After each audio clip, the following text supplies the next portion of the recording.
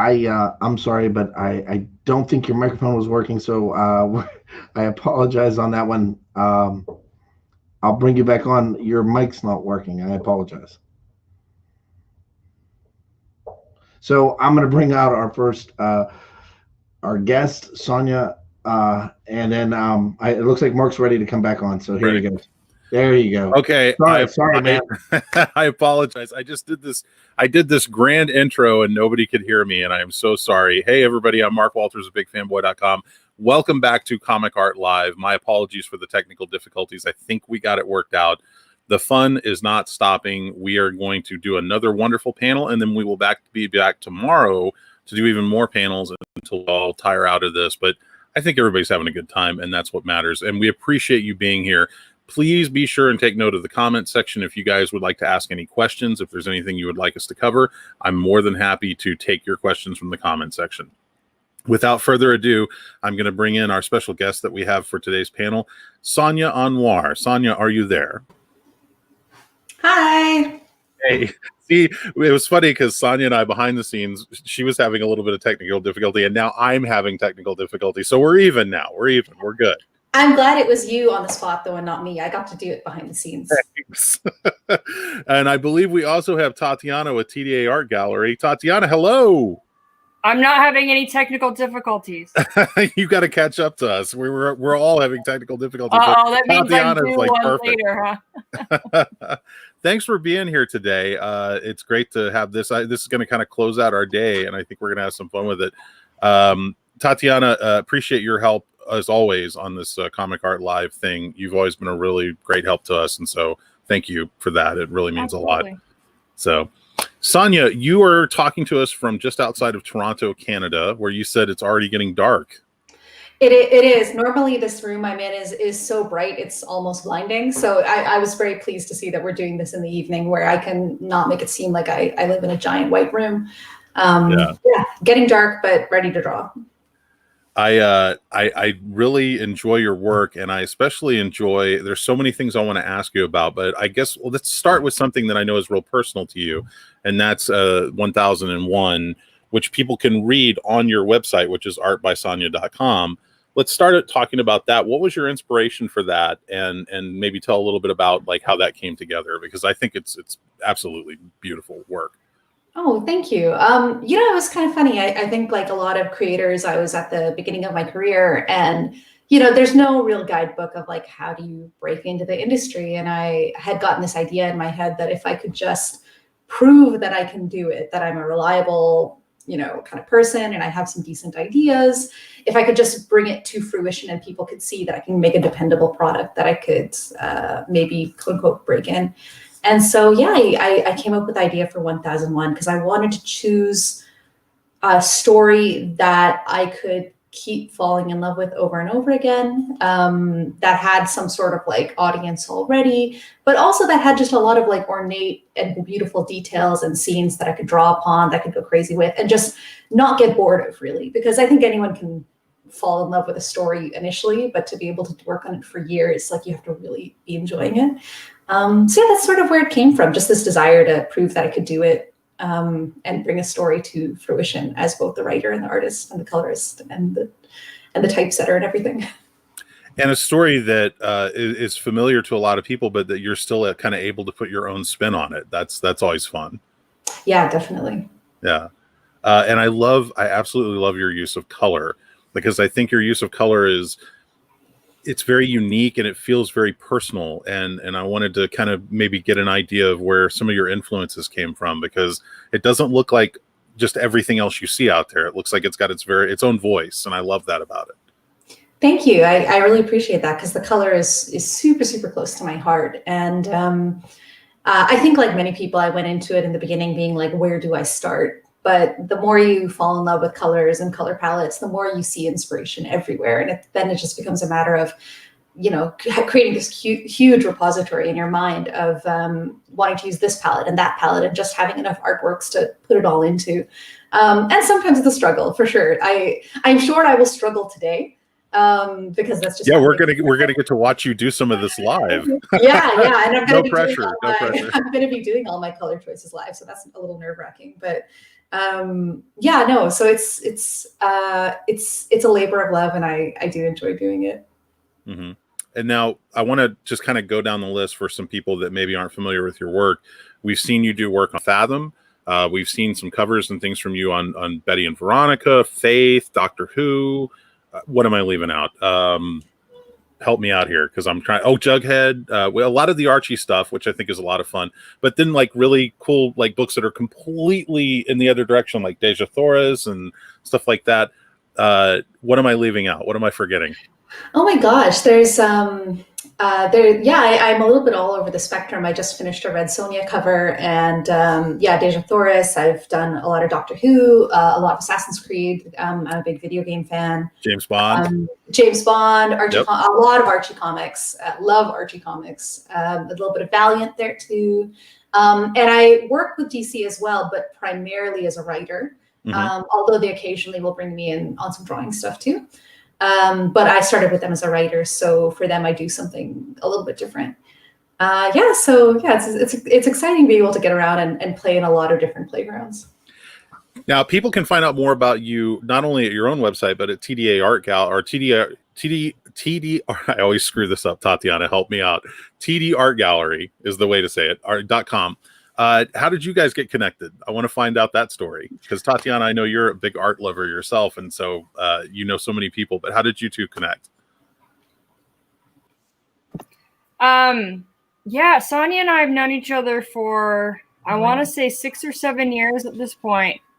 So we met at Big Wow, which is the show that I used to be part of with Steve Morger. And any of those of you who watched the interview that Bill did with me a few weeks ago, we talked about that show. So Steve met Sonia at a show, and I can't remember if it was in Toronto Montreal, or New York. actually. Yeah. Okay, Montreal. So he met her at a show in an artist alley. And if anybody's ever seen her set up at a show, her work is so stunning that you'll notice it. You know, when you walk down the row of Artist Alley and you see all the banners, you'll notice hers across the room. Her design work is so amazing and so unique and has such personality. He fell in love with her work immediately, said, we need to have you out to Big Wow, which was in San Jose, California. And I met her as a guest at our show, and we just clicked. I loved her work. She's just the coolest person. So then when I decided to start TD Art in 2017, she was one of the very first people I asked if she would go on this crazy journey with me. And it's been amazing. Tatiana's been so great to work with. And yeah, we hit it off really quickly. I think both of us being nerd girls to start out with, and both of us being artists to start out with. So yeah, it's been so fantastic working with her, and yeah, like to many years more. Aw.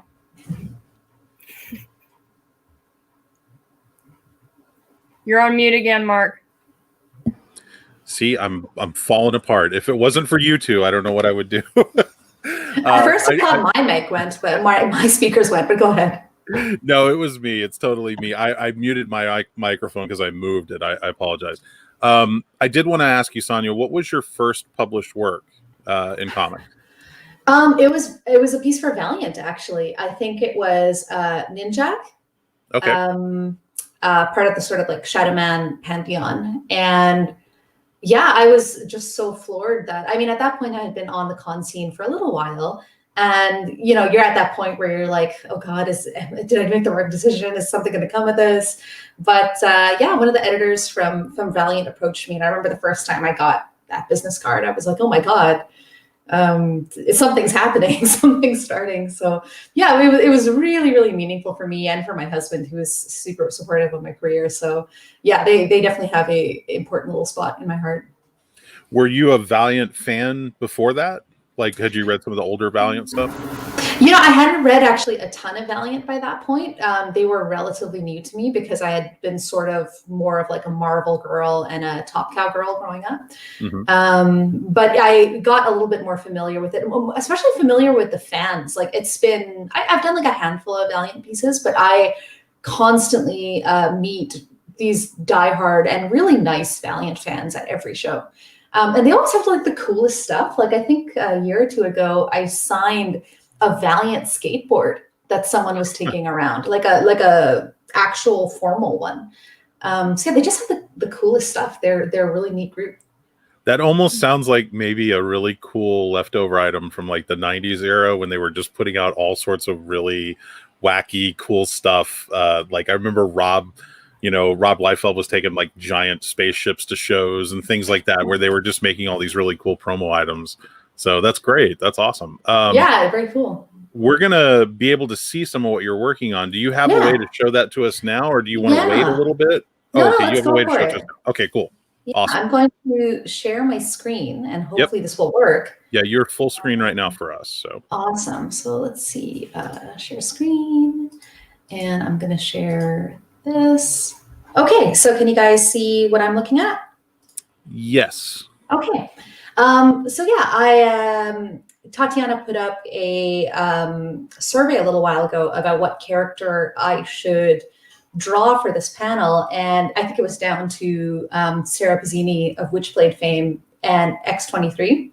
Mm-hmm. And I really, really wanted to do Sarah Pizzini because I totally grew up on Witchblade and I absolutely love her. But in the end, I was just kind of vibing more with X23, so I ended up going that direction. So this is the original that I wrapped up. And what I'm going to do today is I'm going to do a color version of this. So from start to whatever finish we can get to today. Mm-hmm. So I'm going to take this off. So this is the photo. This is the photo of it on my desk.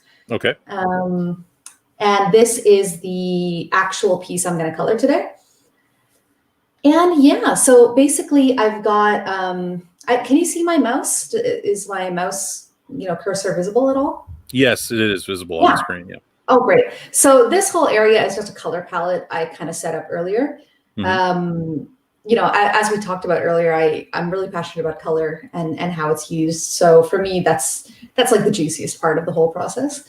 And yeah, I'm just going to hop right into it, setting up a nice background for this piece. And hopefully I don't have a ton of technical difficulties and it just goes super smoothly. Well, if you do, I think we're all we're all in the same boat except Tatiana. She's doing great. So that's not right. And my remote just turned off. There we go. Turn that. There we go. That's the correct. Perfect. So right now I'm just, there's always a temptation to do like just a quick fill background like I did now, but I always want my colors to have a lot of depth. So what I'm going to do once my brush finishes rendering is I'm going to create a really nice background for this with just a lot of color depth. So you're never just looking at something that only has one note to it, if that makes sense. Mm-hmm. It'll make sense visually in a minute. There we go. Okay. So I'm just laying in colors that I want to use in the piece seemingly randomly. And they are going to give the piece the warmth it needs and the depth it needs to give us a good starting point.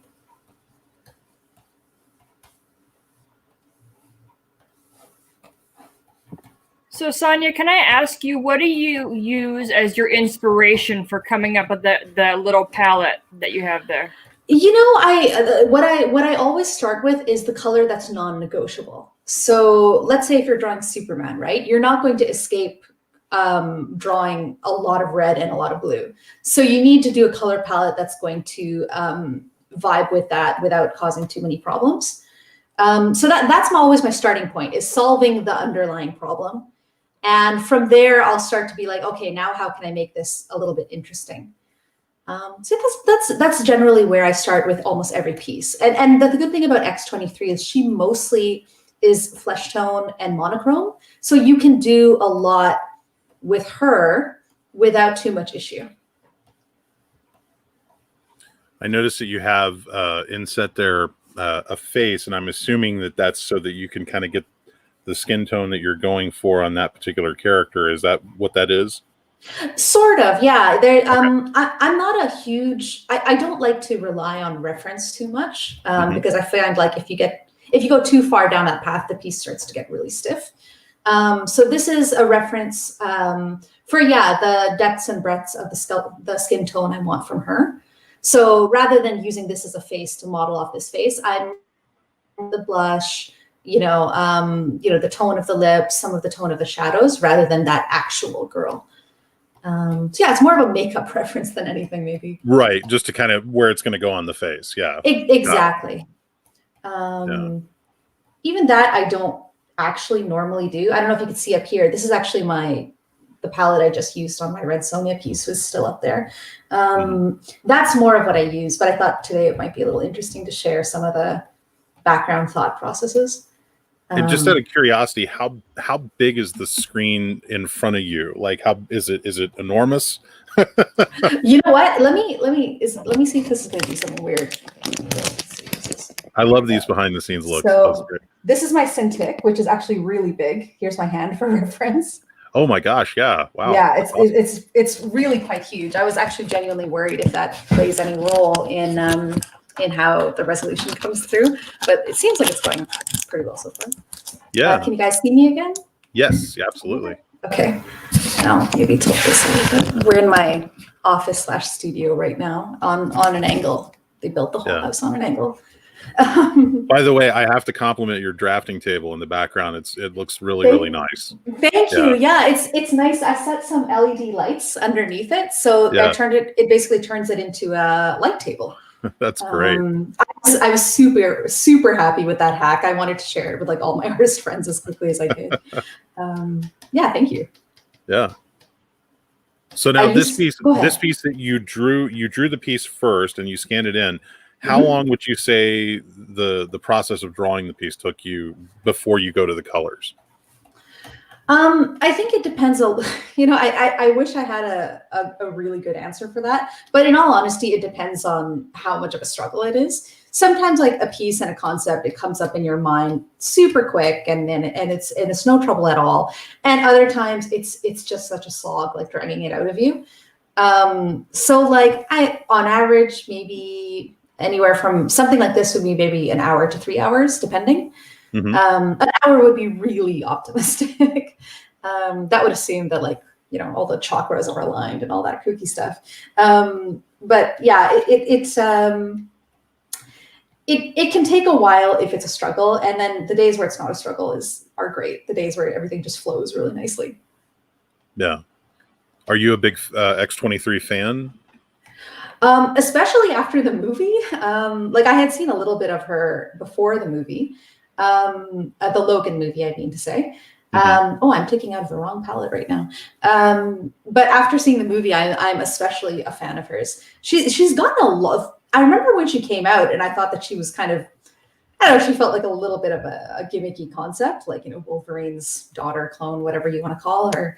But I don't know. She's really kind of come into her own now, and she has like a huge fan base. I always gauge a fan base based on how often I'm asked to draw a character, and I have like a decent amount of X-23s at shows, I feel like. Yeah, it's a great character because, while there is the familiarity there from just what we know about Wolverine, having a character that is kind of like in the same vein, but yet we don't know any background about her, and we don't know like what she's thinking or why she does the things that she does. I think that makes it very interesting and, makes you want to follow it. If anything, Wolverine, as much as I love the character of Wolverine, we've kind of been down the road with Wolverine so many times that it's refreshing to get, kind of a new take on that same mythos, I guess. Yeah, I would completely agree with that. And I think the other thing I like about her is there's it's something my husband and I complain about a lot, is when you read a novel or watch a show or read a comic where the writer is so in every single character that every voice sounds the same. Everyone's trying to be clever and everybody's witty and everybody's like very verbal and what have you. And I like X-23's character because she's not a super clever, wordy character. She's a little sober. She's a little withdrawn. And I actually like that. I find that like refreshing, that here's somebody who isn't constantly trying to steal the limelight, or at least that's my take on her. Tatiana, I'm curious, do you have a piece by Sonia in your collection? Like a personal piece? Yeah, I have a couple. So when Sonia, the first couple of years she came with over to Big Wow, I had her, she was talking about loving video games earlier. and I had her do a piece of my character from Dragon Age Inquisition, which is a role-playing game, and it had just come out, and I've been a fan of the series for a long time. And she got so into researching, because it's one of those build your own character kind of things. Mm-hmm. So she couldn't just Google the character and draw it. She got so into researching the character. I'm sure she spent entirely too long on it, but it ended up getting her to play the game because she got really interested in the lore and everything, which was really fun. I played it twice. Huh? I played it twice. Played it twice, yeah. And playing it twice is not short. These are like 100+ hour games. So right. And then I also bought one of her personal pieces with I mentioned she has the really cool design elements and stuff that she does. So I bought one of those from her as well. So yeah, it's her work is unmistakable when you see it. It's just got this really amazing graphic quality to it. And I'm really excited that we're going to watch you digitally color today, Sonia, because it's something that is Sonia does also color. She does commissions that are in color as well, like actual physical colors. But her digital colors are really special and have this really cool graphic quality to them that I haven't seen with other artists. So I'm just really excited to get to see it today. Yeah, and as Tatiana says, I do Copic works as well, like colored marker works, like the commission that I made for her. But I was a little nervous about setting that up with a camera because I had never done it before on screen. So I'm like, I also love doing digital painting, and I don't think I've even mentioned yet that I'm working in Corel Painter. So yeah, this was kind of a nice opportunity to do something without worrying about my kids coming in and throwing the markers everywhere. You guessed my next question. I was going to say, what program are you using right now?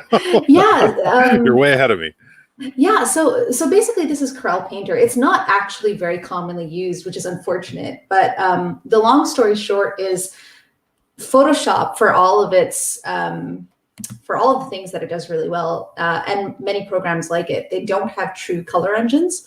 They just appear to mix colors. So for example, if you have red and blue, it will do thin layers of them to create a greenish effect, but it's not really a true green. You'll get something kind of muddy and brown. But this program has a really beautiful color mixing engine that will give you just more stunning colors. Like you saw how quickly I created a pretty rich, colorful background here without a lot of effort. I just find that comes together so slowly in Photoshop. So I do my finishing in Photoshop, but I don't do my actual painting in Photoshop because I will always get more beautiful colors in Painter. I am sending Chad a link. I hope he's listening to a piece, one of your finished pieces, because I wanted to show something that you did that was finished so that people can get an idea of some of your commission pieces. So hopefully he will post that up here in a minute. I'll keep an eye on it. In the meantime, we do have a question in the chat. Ivan Velasco says, "Hi, Tatiana. And what is Sonia's favorite video game?" Oh man, there's a lot of answers to that question. If we're talking about just hours played, I'm very embarrassed to say that it's Stardew Valley. I have played a humiliating amount of Stardew Valley, Civilization 5 and 6. I've played a lot of. My husband is literally waiting for me to wrap this up so we can play the Civ 6 expansion.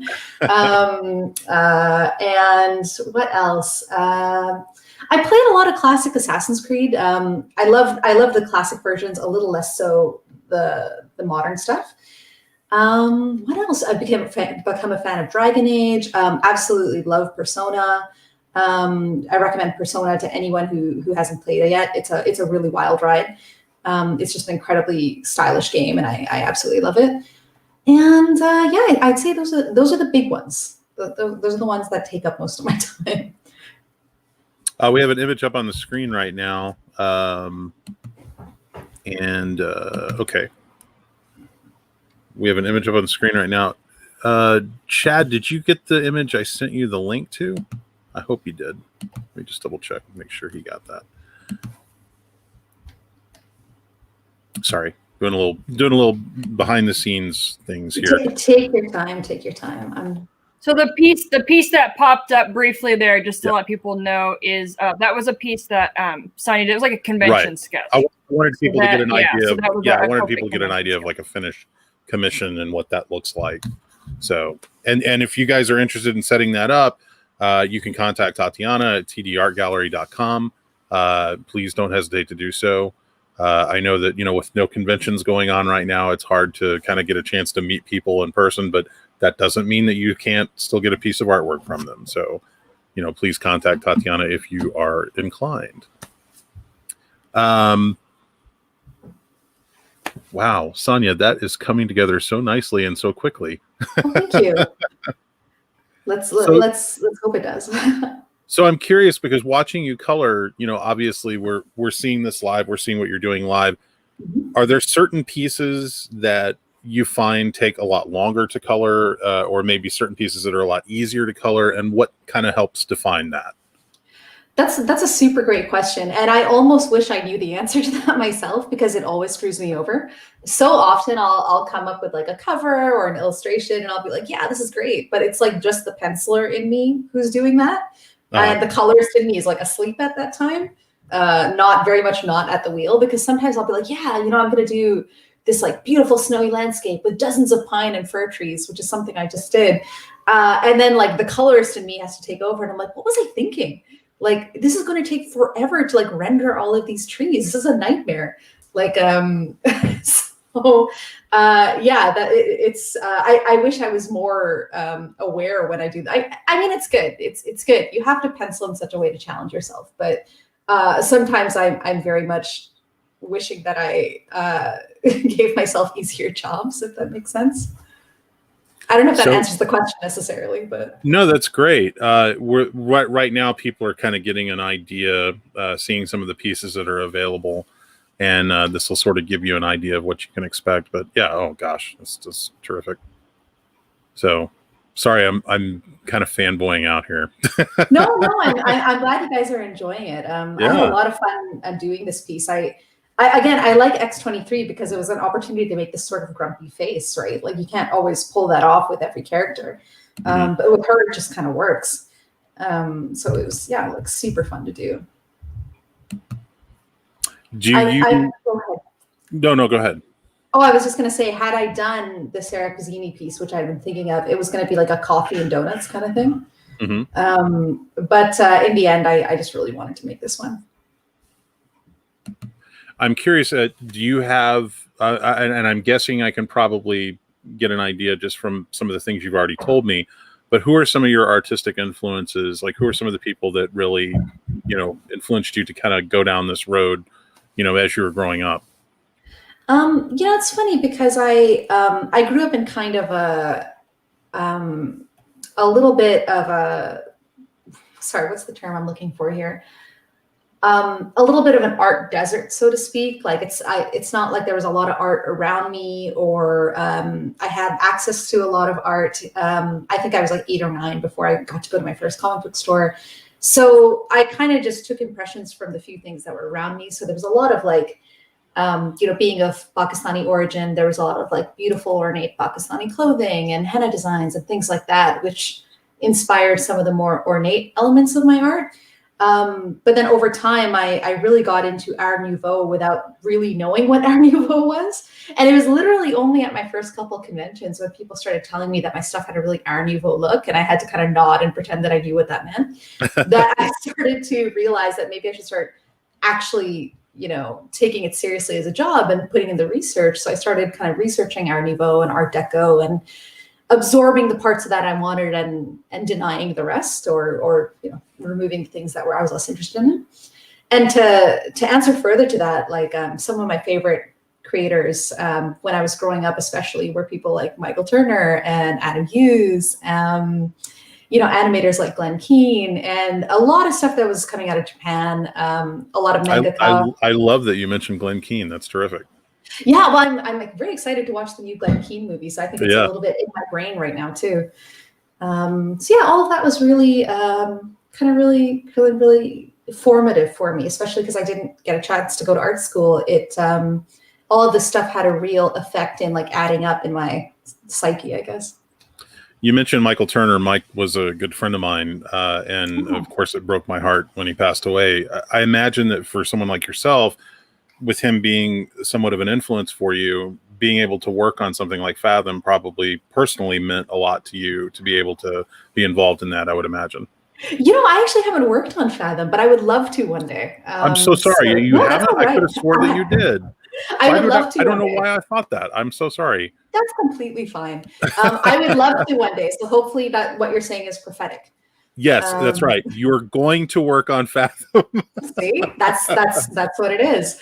I'm so sorry. Not at all. Yeah, no, I would love to one day because it was, oh man, when I was a kid, like it was so intense, like opening up like those first couple pages, and you know, Michael Turner was so much about like all this like heavy, ornate, decadent like line work, almost to the point of being, you know, too much at times, but like.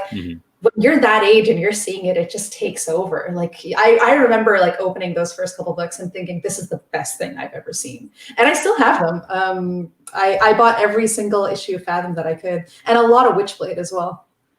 Yeah, it's so great. I remember the first time when I saw Witchblade, you know, when he was those first couple issues, and I was just like, this is next level stuff. Like there's just something about this that's unlike anything else that we've seen. Okay, so this I know what I'm talking about. I know you're a big video game fan. We just saw it flash on the screen there. When you get to work on something like Assassin's Creed, and something that actually is tied in with a very popular video game, that's got to be kind of a high, right? To be able to say like, oh, I'm actually getting to do something that's connected with this hugely popular video game universe. Oh, absolutely. I mean, and Assassin's Creed, oddly enough, was one of the first, was really one of my earlier projects. So it was especially shocking for me to, you know, as I said, I didn't necessarily have a lot of background knowledge for Valiant, although I was like super excited to work with them. But for Assassin's Creed, I'm like, oh my God, I know this back to front. It was, you know, it was and still is a high every time they contact me. Even if the current games are not necessarily my favorites, I'm still so much a fan of that franchise. Go ahead. No, you're fine. Go ahead. I was just going to say, if anyone's wondering, I even though X-23 wears a lot of black, I want to give her black a little bit of dimension, because I've seen some artists render her leather pieces with a couple different shades to it, and that's what I want to pick up on. Yeah, so if you're kind of wondering why I'm kind of got all these like browns and greens and everything going in, I just want to give it a little bit more robustness. And then if it doesn't work, I can always fix it in the end. So is it challenging when you're doing something like, say, like something like Assassin's Creed, or something that's a little more hard-edged, you know, or like X-23, and then you have to go and do like Jughead or Betty and Veronica, and you have to kind of, you know, come at it from a different angle? Is that challenging from an art perspective, or do you kind of find that just freeing, that you're able to experiment with different styles? Yeah, definitely. I think going from like the, let's call it hard stuff, like from the hard stuff to the soft stuff is never a struggle, but going the reverse direction is sometimes like, oh man, you know, you're going from doing like a soft and floaty Betty and Veronica to, you know, as I said, I just did a Red Sonia piece. So, someone like Red Sonia, and you're like, are there enough barbarian heads? Should there be more blood? So those are definitely questions I'm not asking when I'm on the Betty and Veronica side of things. And also, you know, we talked earlier about how you do writing as well. I do. What's more challenging, being a writer or having to, you know, tell the story through your art? Or do you have a preference, or is it just kind of fun to kind of go back and forth? Oh, the writing is for sure harder, because I even though I've read my whole life and I'm a very prolific reader, especially of novels, I didn't grow up a writer. Writing is something I was fortunate enough to learn under Scott Snyder in the DC writers program. So the writing is still very new to me. Whereas with the art, even if the art's not perfect, I have the experience and the taste level to see problems relatively clearly, even if I see them a little too late. But with the writing, like sometimes, you know, you're writing a scene. I'm writing a scene right now where my editor just got back to me and was like, this is great, but the order of things, like, you know, loses some of its power. I'm like, oh yeah, that's true. How did I not realize? So being on the less experienced side of it makes the writing like for sure harder. Mm-hmm. Wow, that is really coming along nicely. Thank you. Yeah, that's great. And I love what you talked about with like kind of varying the color scheme on the clothing as well, because Yeah.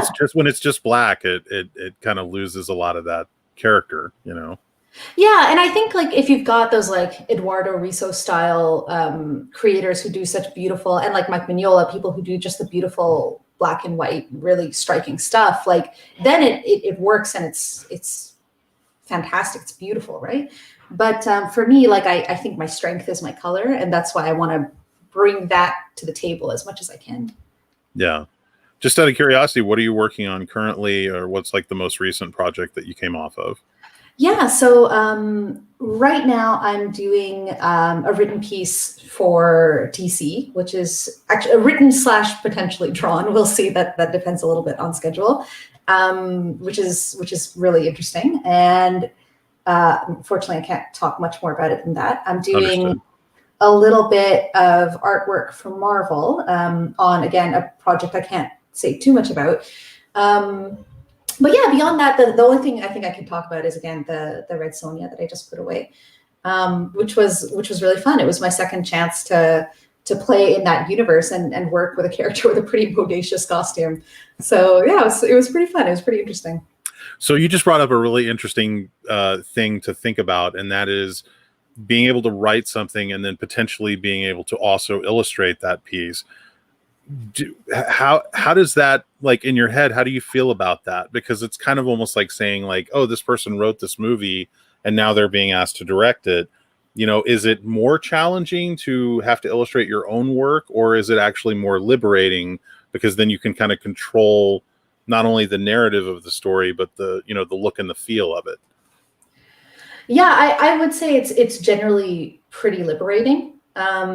Because like I might have a really weird angle in my head, and I tend to tell very, very dense stories. So I know I've gotten this comment from artists I've worked with where in a single panel, I'll have a character doing 2 or 3 actions at once, and they'll be like, well, this is a lot in one panel.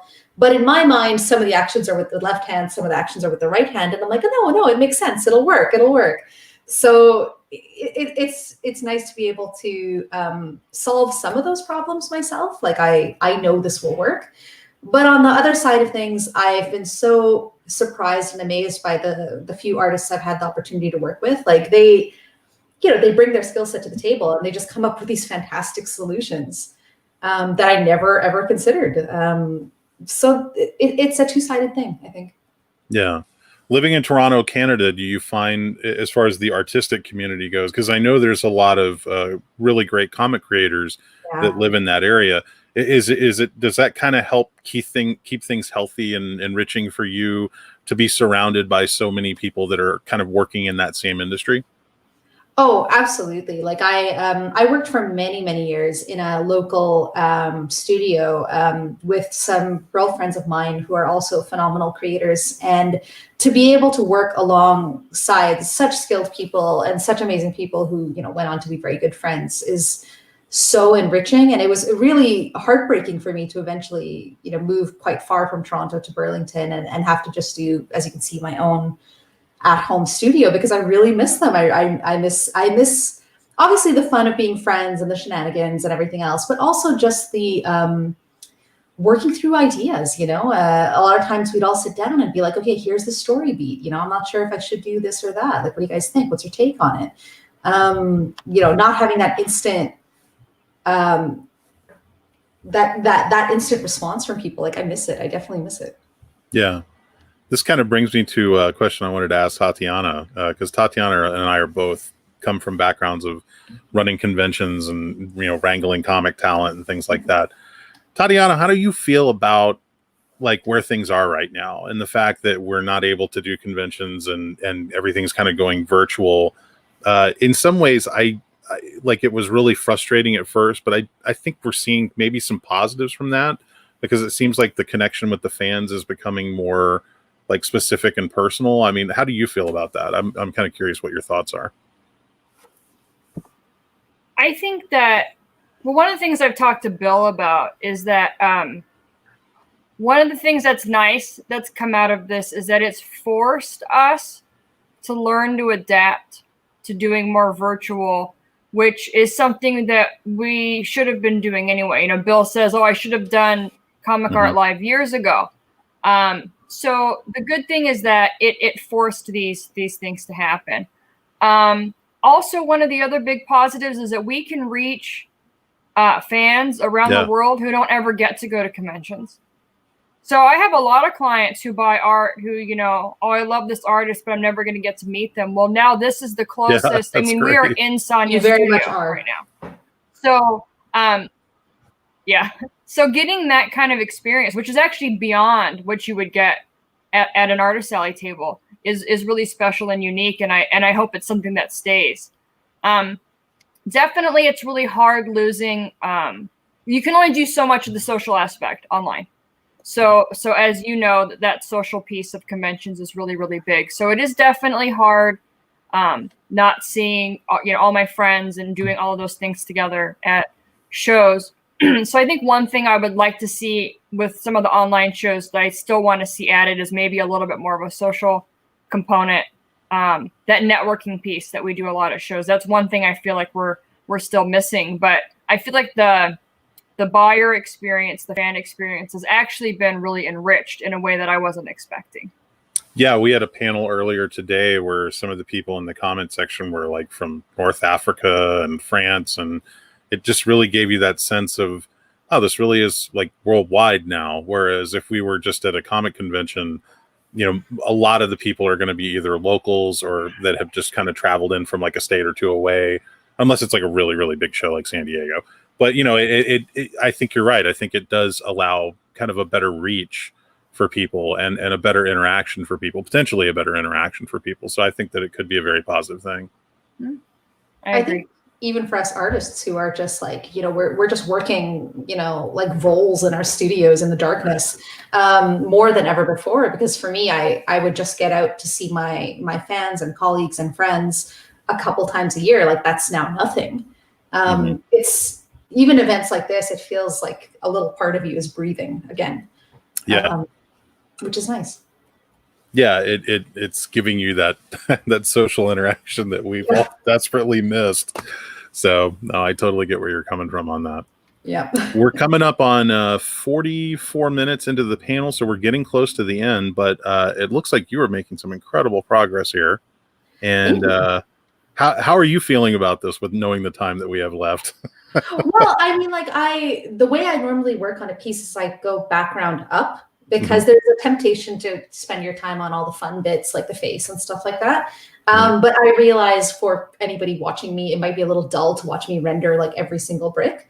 So I've kind of just been doing big blocks of color that I thought you guys might enjoy watching. But yeah, no, I feel comfortable. I remember doing live commissions at shows for the first time like 10 years ago.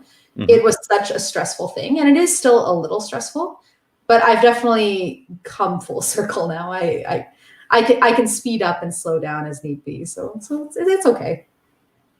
And just a reminder for anybody watching, if you would like more information about Sanya, you can go to artbysanya.com, or you can go to TDArtGallery.com to get more information. If you're interested in getting a commission or, you know, a piece of artwork from her, please visit and contact Tatiana that way. She will be happy to help you.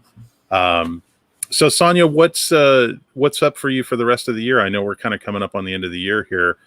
You said you've got the Marvel project and the DC project. We can't talk about those. I can't. Is there something that you want to do that you haven't had a chance to do yet? Maybe something that would be like a dream project for you?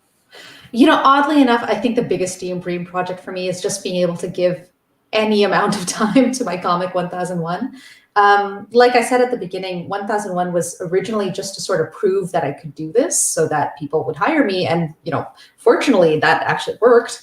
And I have not been really much out of business since then. But the downside is now that I just never, ever have any time for it. Like paid work is always going to take precedent. So I think like the biggest thing for me would just be able to get back to it. And I feel like it's starting, the comic is almost becoming an archive of my development as a creator, because when I started, like issue 1 of 1001 is my very first written piece, my very first comic book that I've ever made. And it definitely shows. But then, you get into issue 2 and issue 3, and it gets a little bit better every time. So it's the breaks in between the comics are getting a little bit bigger because I'm busy. And so I feel like if I ever get the opportunity to finish it, it's going to just be like a testimony to my journey in a weird way. Yeah. I think it's a phenomenal work. And just considering the fact that you did it just so that you could show people that you were capable of doing it makes it even more impressive, because it really blew me away. I was very impressed with it. So I would love to see you do more work on that as well. We did have a comment from the chat. Wayne, I hope I'm saying your last name correctly, Musau, or it's Musso maybe. Beautiful piece. Love the coloring. Thank you, Wayne, for pointing that out in the comments. We appreciate it. Yeah, your coloring is just it. Like I said earlier, it's breathtaking, and it has kind of like its own unique feel to it, which is what I love so much about it. It doesn't look like I couldn't look at it and say, oh, I can tell you who colored that. It's very specific, and that's what I love so much about it. Thank you. I try. Yeah. Well, we're up at 47 minutes, so we're getting close to the end of the panel. Don't feel pressured to have to rush this because, I'm sure we can go at least up until the hour. But I just want to say before we start to kind of wind this down a little bit, and Tatiana, thank you so much. Sonia, thank you so much. It's so great having you guys be a part of this thing.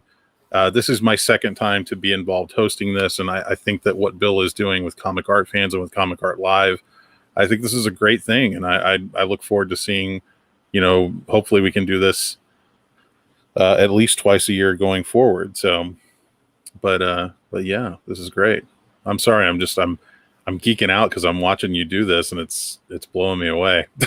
I'm so glad you like it, because normally the fans in my household are 1-year-old and 6-year-olds. So just having someone around with more vocabulary alone is a gift.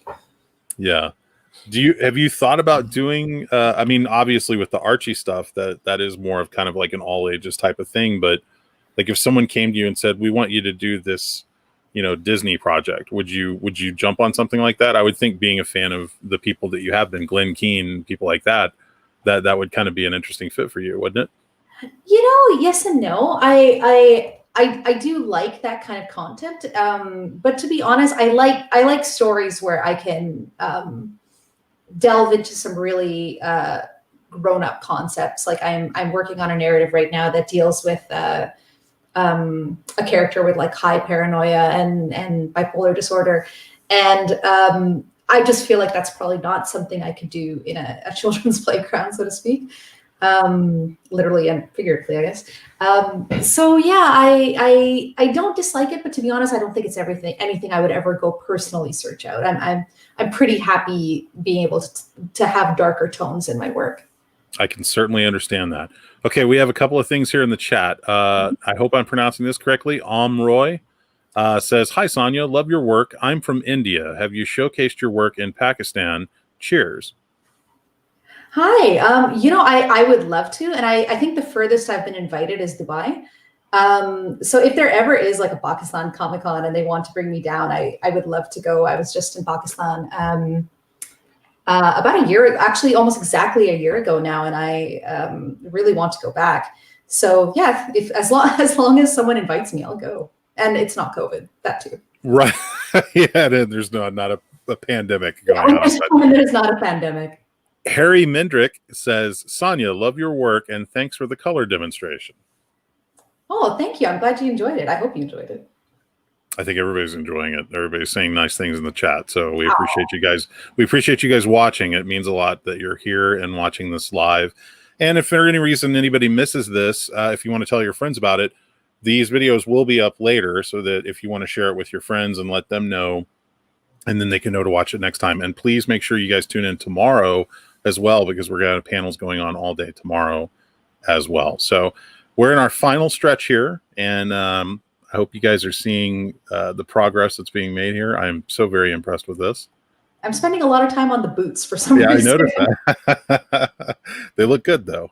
Thank you. They'll look better with the laces, but I suspect we won't have time for that today. Yeah. But I do. Go ahead. I was going to say, I believe Tatiana is going to be making the original of this available and the color as well. So I'll be finishing the coloring off screen, and then anyone who has any interest in seeing it, I'll probably tweet it on my website. Okay. So you can kind of see how it all ended up. And if you have any follow-up questions, feel free to get in touch with me on my website. I usually respond pretty quick because, let's be real, we all have our phones with us. So yeah, and any questions you may have on any pieces, just let me know, or let Tatiana know, because she can always find out where I'm hiding. Okay, real quickly, I'm going to knock these out here. We've got HM Boutet. I guess that's how you say that. Good work, Sonia. Cheering you on from Manitoba. Hi, Laura. Oh, you know who that is. Okay. I do know who that is. She's a good friend of mine from Winnipeg. And Donald C.A., I think that's how you say that. Coloring is a good skill. Who were your influences? Awesome work. We did sort of touch upon artistic influences, but do you have color influences?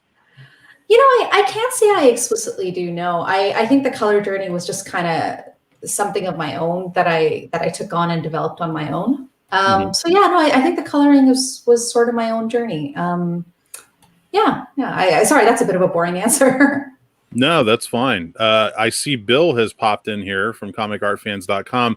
That must mean we're getting very close to the end. So we've still got a few minutes, though, right, Bill? Like, we can watch. Oh yeah, no, absolutely. No, I just wanted to. I've been sitting here listening, and I finally asked Chad to put me in the stream. I just didn't want to do it myself, because the last time I did that, I took over the focus, the big part, and I didn't want to do that again. So Chad knows what he's doing, so he brought me in. But no, I've been listening the whole time. It's been great.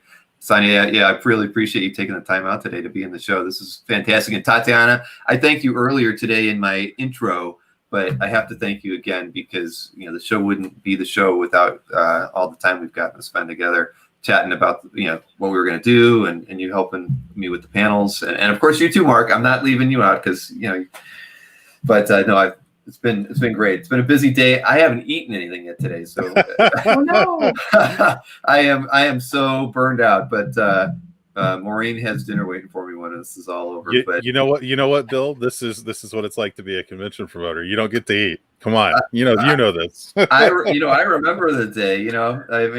Because with Tatiana and I, we had so much fun with Big Wow, and yeah, it was always stressful. You were always, but the worst part there is you were always on your feet. At least here we're kind of all sitting down in our chairs, and maybe that's bad for our health in general. But I don't know. I've told Tatiana many times that Big Wow was one of the most fun businesses and jobs that I've ever gotten to be involved with, and that's really why I like Comic Art Live too. I like putting together events and bringing people together, and I don't get to interact with creators as much as everybody probably thinks, so it's fun to get to listen to Sonia and everybody else talk about their craft, and I get to see them work. And it's one thing to work with collectors and dealers all day, but I don't get to work with artists hardly at all. I envy dealers like Tatiana.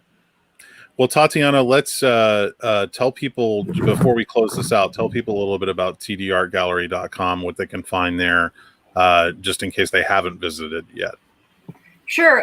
Well, the first thing I want to jump in before I say that is we did mention that the people who attended the panel live would get first dibs on purchasing the artwork. So as mentioned, it is the black and white that Sonia showed at the beginning, that photo she showed on her desk. Sonia, is it 9x12? It's 9x12. Okay, so it's a 9x12 ink piece. You will get that original artwork, and then you will get a 1-of-1 print of the color. So we're not going to use it to make any other prints. It'll be a 1-of-1. And Sonia, I believe you said you're going to be doing more with it after. Yeah, because there's still quite a bit of background to do. There's a lot of juicy details to still put in. So yeah, right now I'm kind of just hitting all the highlights so you guys have something to enjoy. But yeah, there's quite a bit more development to go on it. Yeah. So what you're getting will be a completely finished colored print. Exactly. Sonia and I did not talk about price before this. So Sonia, do you have a price in mind? Tatiana, that's where your brain works. Whatever, I trust Tatiana implicitly. And I'm terrible with numbers, which is why I went into art. So I pass that ball to you, my friend. Okay, so let me think about that while I tell everybody about the website. Yep. So TD Art Gallery, I am an art rep. I rep 11 artists. Like I said, Sonia was one of my original. She was one of my original 4 or 5 artists that I asked when I first started. And if you go to the website, you can browse through all the different available art from all the artists. As Mark mentioned earlier, Sonia is currently accepting commissions. So on the top banner, if you click on commissions, you can check out her commissions as well and see what's currently available. So that's who's currently accepting commissions. So all the pricing is there, and there's a whole bunch of commission examples, some of which Mark showed earlier in the panel as well. So welcome to sign up for commissions. I did get one sign up already today. It was a pretty cool one. It's somebody's asking for the girl with the dragon tattoo. So that'll be fun. Nice. I haven't told Sonia yet. So now, there you go. Now you know. now I know. I've only got to work on her once or twice, but I've read the book and I've watched the movie. So yeah, I'm fully on board. Yeah, due to Sonia's really unique design capabilities and cool style, she gets some of the most unique commission requests of any of the artists I work with. So she doesn't, I mean, she does get, some of the standard superhero stuff, but not as much as some of the other artists do. And yeah, right now you're on her page of all of her available pieces. We do have a good selection of them available at the convention as well. And we're offering a discount on everything that's offered at the convention this weekend too. So, so definitely be able to be sure to check out her stuff at the show, and then definitely the website as well. I'm thinking the piece that she's coloring live will probably offer for $250. So what you're getting is the full 9x12 inked original, as well as the fully colored 1-of-1 print, which we do not normally offer. So that's a unique opportunity. Usually her colored commissions are only Copics. And she doesn't usually do, full background and all this stuff. So that's a really unique opportunity. Plus, you can always refer back to this video till the end of time. You have the process in which you don't normally get to see. So that's right. That's right. Yeah. So if anybody's interested, I won't put it up until later for availability tomorrow. So if anyone here is interested, please email me.